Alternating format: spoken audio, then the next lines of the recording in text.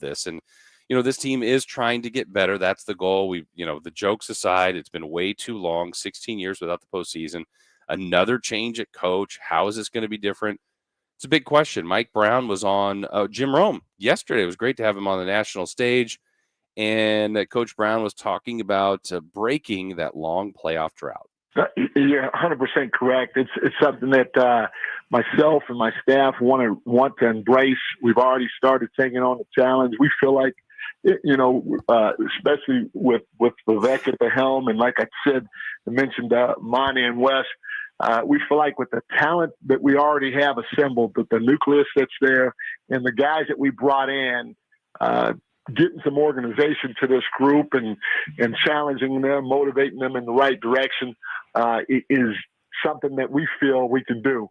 They've already been really responsive to us. We've had a couple of mini camps that were voluntary. We had most of our guys show up. Everybody's looking forward to getting this thing started. Everybody's on the same page. And again, with the talent of this nucleus, we feel like we can get over the hump. You add the arena, the practice facility, the area, and the fans. And we're going to get a little bit more into the fans here in a minute, Jay. But I think what's interesting is Mike Brown, what he's talking about there is with the existing group they have here, more organization, more structure, which of all things, maybe sometimes for some could be a turnoff. I remember our postseason interview with De'Aaron Fox. That's what he was craving. He's like, I want structure. I want organization.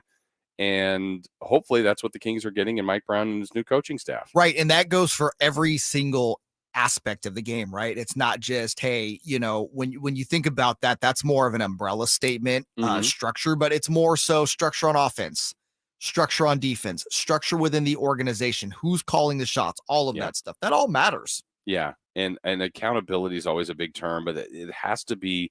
I mean, there's obvious things the Kings have done wrong over the years, not winning enough. But sometimes when there's been situations where a coach has taken that big step or put the foot down or tried to hold people accountable, sometimes the organization hasn't backed the coach. And I think that's a huge flaw and can't be done. You have to be working as one.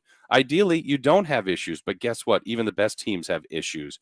And so you have to be able to address them properly, let those that are in the key roles do their thing and allow for them to have discipline amongst the leaders amongst the organization. So they've missed on that in the past amongst many other things. But as Mike Brown said, the goal is, hey, look, we know it's 16 years.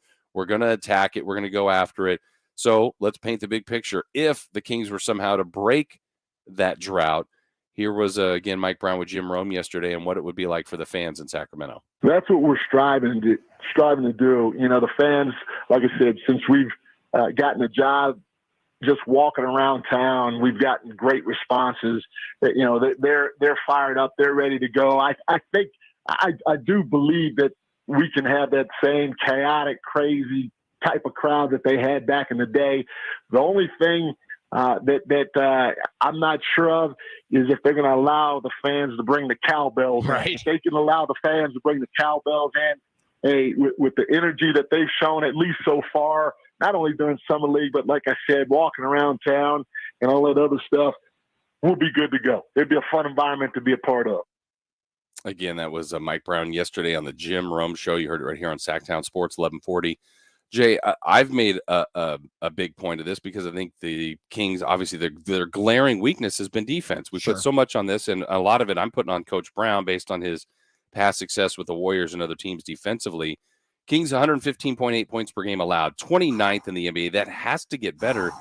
But the one that, when I was doing a little deeper dive and looking at some of the offensive numbers, I didn't realize where they were in line last year. I mean, this has to grow substantially. Yeah, they were, I believe, 16th in offense last year, or points per game. Way better. Yeah, you can't be on the other side of, the top 15, right? On either of those categories and be successful in this league. Look, they have the firepower, Jason, in my opinion, between the Fox and Sabonis core and the shooting that they've surrounded them with, and we're anticipating, obviously, that Herter kind of stays to what he's been doing for his career. Same thing with HB. And, you hope Keegan can come in and be that efficient shooter that he was in Summer League. that alone, Jason, should be a top 10 offense in the league because De'Aaron and DeMontis are both so dynamic on that end of the floor. And, this team between injuries and just all the other crap that they dealt with last year, I wasn't shocked to see those numbers. But this year, Jason, they truly should be able to unlock that as a top 10 offense. Yeah. And if the offense is sharp and precise and running smoothly, it's going to help the defense too in a weird way where obviously if you cut down, I don't know, a turnover and a half a game, that's going to help your overall numbers. The rebounding, they were 26th. That's going to get better a full season to Sabonis, who will end up in the top 10 in rebounding. Yeah. Plus, you're just longer on the wing, which will help too. Yeah, position by position, I just think they got bigger. Offensively, I know they can score more than they did. And then they are going to address defense. They're not going to ignore it. I think a scheme and just implement and accountability. You can see the path for improvement where it all falls in. It doesn't mean you just show up and it's going to be there. There's going to be a lot of hard work and maybe some tough hours ahead for these guys. But I mean, anything you want that's worth anything, you have to work for. Yeah, and Earl on our YouTube chat, and I kind of agree with him here. He says the Kings will not be significantly better on defense.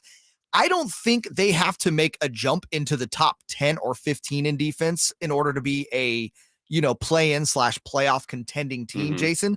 I think they just need to be competent on defense and be a really good offensive team this year.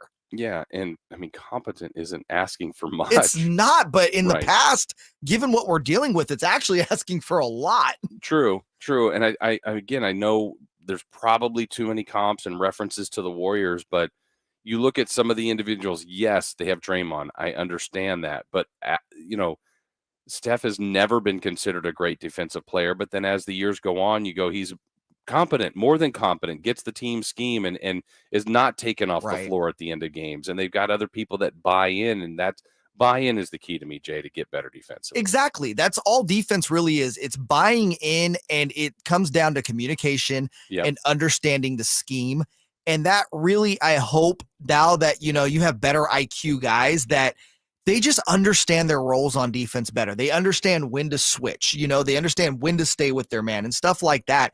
It's just, again, to us, Jason, it's basics, but for this organization, for whatever reason, it's a basic they have just not been able to conquer. Yeah, not at all. Haven't been close to. So they got to get better in lots of areas, but it's coming. It's coming soon. All right, 3 questions, 3 answers. It's